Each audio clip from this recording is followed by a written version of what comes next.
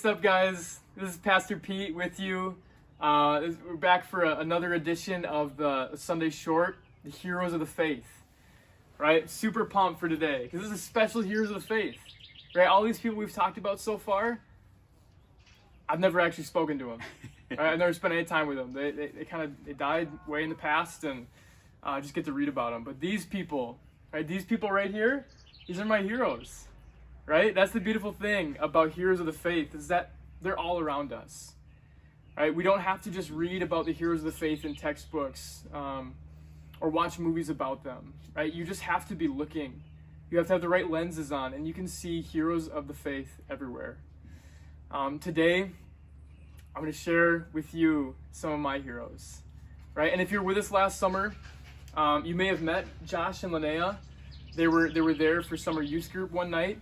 Talk to us about community, and today they're going to talk to us a little bit about their relationship and what God has taught them through it. But I'm fortunate enough to call them not only my heroes but also my family. So I'm super pumped to share them with you today. So who we got, right? Who we got here sitting with me?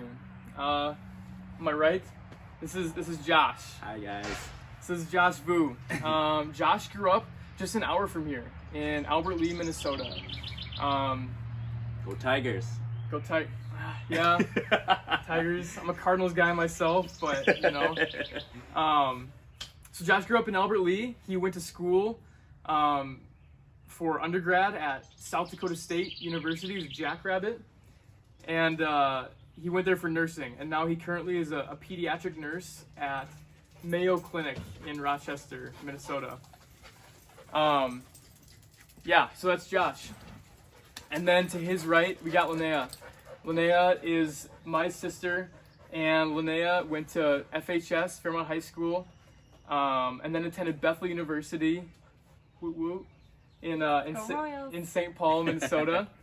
And Linnea also went to school for nursing, and now is a pediatric nurse as well at Mayo Clinic in Rochester. So, but more than that, right? More than their jobs, more than who they are, they're faithful followers of Jesus, right? That's why they are my heroes. There's so many things they've taught me, but today I'm talking about their relationship, right? And how through it God has showed them that His timing is perfect. So, Josh and Linnea, this is a special day. Special day. Because 4 years ago today, you guys started dating. You did. Right? 4 years. Yeah. So tell me a little bit about how you guys met and how you started dating. Yeah. So in fall and winter of 2015, I started attending a small group Bible study at our church, and so happened Linnea was also part of that small group Bible study, and as I saw her and her heart for the Lord. And how sweet she was and kind and kind of genuine. It was like a breath of fresh air. I worked up the courage to really go up to her, and I knew that she was training for a 10-mile run, and I had just got done training for a run that as well. So in the spring of 2016 I gave her my number and said, hey, if you need a running partner to train, Awesome. let me know. That's so And smart. she ended up texting me that night, and we went for a run the next day. And just found out she just so happened to work down the hall from me at the hospital. So kind of crazy. And we started dating. And 1 year ago, we just celebrated our 1 year wedding anniversary on June 2nd. And we had a lot of fun. 2nd. We spent it up at Leech Lake at a cabin for a week. So it was a very relaxing time. We got to spend some just really solid quality time together. So that's how we met. That's awesome. Cool. Well, I have some questions for you guys, right? Just to kind of talk about where was God in the midst of you guys meeting and developing this relationship. Sure. So first with Josh, right? So Josh doesn't look like it, man. Josh is he's an ageless wonder. But the reality good is, genes. You got good genes. Good genes. The reality is that Josh, when they got married last summer, Josh was 31. And by a lot of standards, 31 is not old to get married. No. It's really not. But in the Christian world, right? Sometimes 31 can be seen as being kind of old, right? You got to get married right out of college. You got to get married when you're young, early 20s. And that's kind of when you start your life. But Joshua was 31, and leading up to meeting Linnea and ultimately getting married, you had these other relationships, right? These other relationships that ultimately were broken, right? And so can you just tell me a little bit about what God taught you through those broken relationships? Because I know that there's a lot of students already who have been in relationships who have, they've ended, right? Or they're going to be eventually in relationships that probably will at some point end. It's a painful situation, but what did God teach you through that? Yeah, I think there are two big things he taught me. I'm worthy of love still. Through these broken relationships, I experienced a lot of self-doubt, a lot of fear that I wouldn't be able to maintain another relationship. So after broken relationship and broken relationship and broken relationship until, God led me to Linnea, and we getting married. It was another broken relationship, another level, another dose of self-doubt, another dose of fear and anger. Right. And so I began to lean into that self-doubt that, hey, I'm not gonna find love. Man, those relationships were wasting my time. But God shows up, right? Like he taught me that his love is perfect. As I got to know him more, and developed a deeper understanding of what his character is. And he is so loving, he's so good. And through just numerous of other things in my life occurring, he taught me that. And through those relationships, I saw that God was there too. He showed me aspects of what God's love is through those broken relationships. So it taught me to celebrate those awesome things. Still, I can still celebrate those awesome aspects of the relationships that I went through. But also through those hurts, he shows up as well. It's incredible. He teaching me more about what forgiveness is, what patience is, what grace is, and right. Those things, along with love, really helped shape me to the man I am today, to be ready to be able to, lead a marriage. Right. And then two, the importance of having biblical, God-fearing men in my life that model what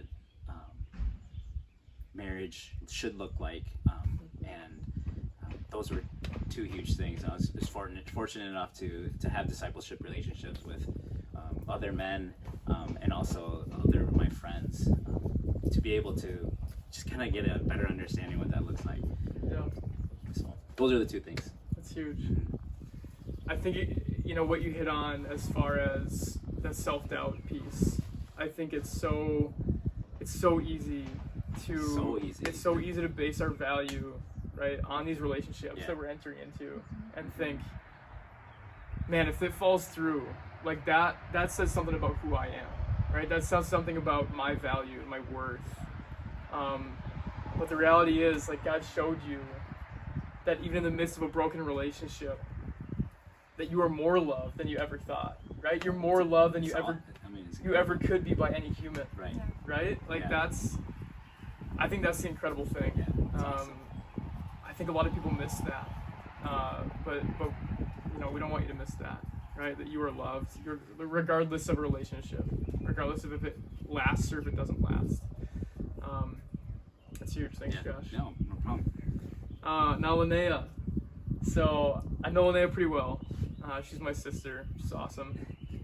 But I know that when you went to college, especially, not so much in high school, but in college, you really had a lot of pressure on your heart and mind as far as dating. But not just dating that would lead to marriage. And I know that's true because I went to the same college as Linnea, Bethel University.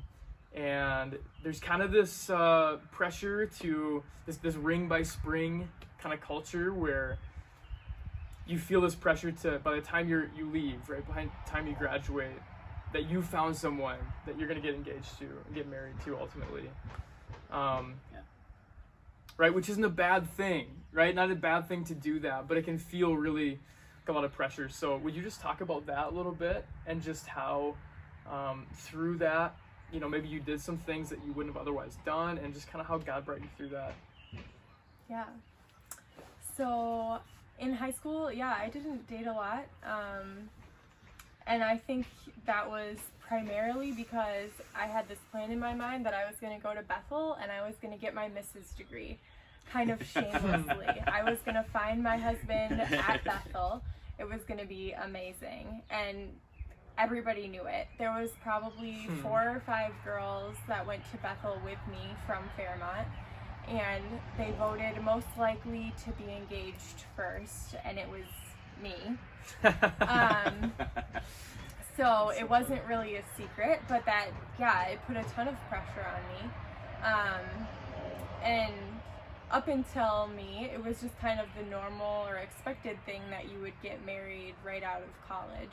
My parents got married when they were 22 right out of college. My brother got married right out of college at 22. And so I thought that was just like how it went. You went and you found your perfect person, and there was just like hundreds to choose from. And then it just is in a package there, and it's perfect. So I remember in high school making lists of like what your perfect person looks like and does and is like. So I think one of the mistakes that I made in college was going after the list instead of going after the heart, or instead of after the person. So I did date one guy in college, and he checked so many of the boxes. He was blonde, he was 6'3", he played football, he loved Jesus. But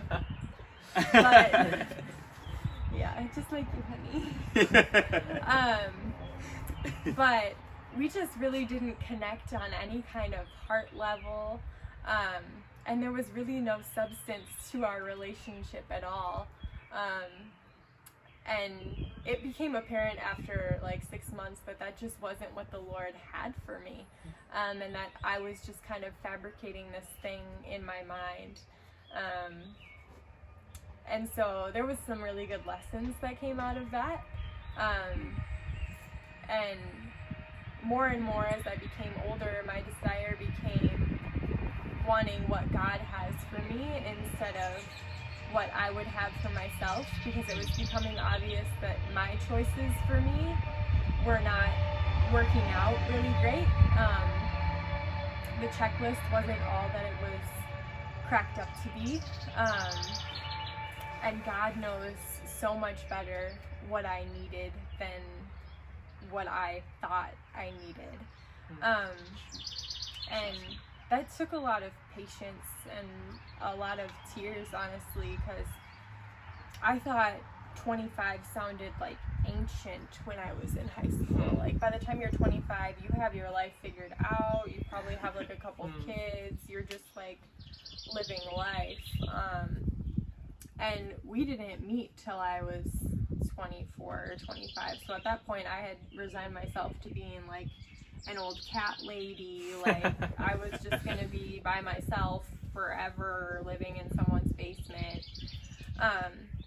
So it took me coming to a point where I decided that, like, if that's what the Lord had for me, that was gonna be enough. And He is enough. And I didn't, like, as much as I desired to have a husband, and as much as I desired to be in a relationship, if it wasn't what God had for me, it wasn't going to be worth it. And it wasn't going to be fulfilling. And even now, in a relationship that's amazing and everything that I ever dreamed of, Josh can't fulfill me. Jesus is everything that I need, and we have to work every day to keep Jesus at the center of our relationship. As I was thinking about this a little bit, the Lord just kind of brought a verse from Psalm 37 to me. Psalm 37. Let's see. I'll find it.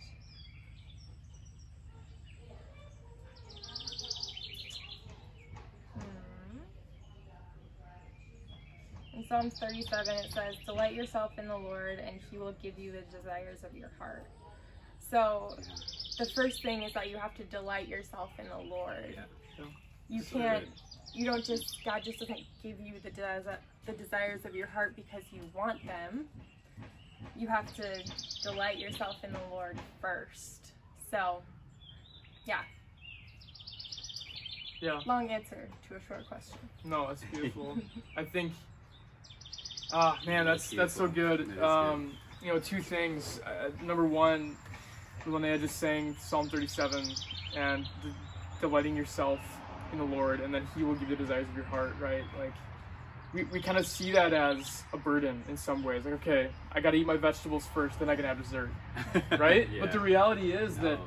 Jesus is the prize. Yeah. Jesus is our all-satisfying desire. Like, He's the only one, right? Like Linnea said, even if you had this relationship, it wasn't what God wanted for you, wasn't what He had for you, it wouldn't be worth it. Yeah. And so I think, guys, like, that's what I want us to know and to really believe, is that Jesus is what satisfies us. He's who satisfies us, not just this next thing we think we need, we think we want. But then also talking about the checklist. You know, the checklist is huge. We have this idea of this perfect person that's out there, right? Maybe like our other half. That's a really, really interesting idea that actually comes from Greek mythology, right? This idea that there is this kind of other half of you, right? Walking around the earth. You just need to find them. And then everything will be perfect. It'll be easy. But the reality is it's just not true, right? Relationships are hard. Relationships are messy. And going after just this checklist of this perfect person that you think you need or you think you want, ultimately is going to leave you unsatisfied, because there's no one that's perfect, right? No one is perfect. No one's going to fulfill your heart. Only Jesus can do that. So thanks, guys, for your wisdom. Yeah, man. Anytime. That's why these guys are my heroes, right? Because I feel like I've learned so much from their lives, from their wisdom, their experience, that, you know, some of which I've experienced on my own, but a lot of it I haven't. And getting to watch them walk this road ahead of me is just so helpful. So again, why does this matter, right? It matters because you guys, you may already know this, and if you don't, you'll experience it. Relationships are messy. They're complicated. But ultimately, they're a beautiful gift, right? But they're not God, right? They're a beautiful gift, but they're not God. And because I know some of you are in relationships or have been in relationships, you've experienced this, right? You've experienced the mess and the hardship, but also the beauty of it. So it's all those things at once. And then secondly, I think culture doesn't give us a compass, right? For dating and ultimately for marriage. It only says that your happiness is what it's all about, right? Ultimately, if you're doing what makes you happy, what makes you feel good in the moment, then that's, right? That's the highest good. But I think you've seen from these guys' lives, like, that's not it, right? That's not where we want to live our lives, because it's going to leave us empty. It's going to leave us feeling like, man, where am I headed? Where's my value? You know, where's my purpose? So that's the thing, right? We ask this question: what if God has a better plan? What if God has a better plan? And that may include, for a lot of us, that may include marriage, but it may not. But again, is He our highest value, right? Or is this relationship? I think those are what we got to ask ourselves. And ultimately, I think what we've learned from Josh and Linnea is you can trust God with your relationships. Yeah. You can trust Him and believe that His timing, it might look different from ours. I almost guarantee it will look different from ours, right? From our ideas. But His timing is so much better, right? He's working in your heart in ways that you cannot see right now. But trust me when I say He's working, right? And His timing is good. He loves you. So that's all we have. That's all we have for today. Thank you, Josh and Linnea, for joining. No, anytime, brother. This has been awesome. So thanks for watching, guys, and tune in next week for another Sunday Short. Bye.